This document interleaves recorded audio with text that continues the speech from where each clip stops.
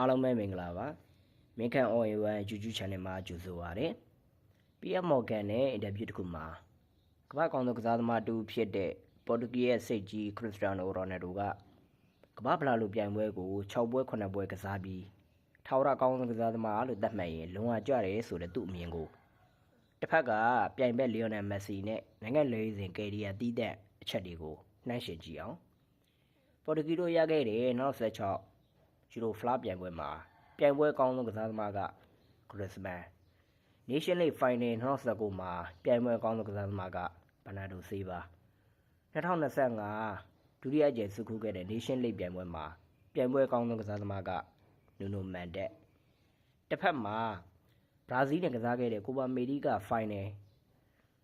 2021မှာပြိုင်ပွဲအကောင်းဆုံးကစားသမားကလီယိုနယ်မက်ဆီ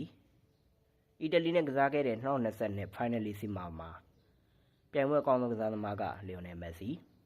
ပြင်သစ်နဲ့ကစားခဲ့တဲ့ FIFA World Cup Final 2022မှာပြိုင်ပွဲအကောင်းဆုံးကစားသမားကလီယိုနယ်မက်ဆီ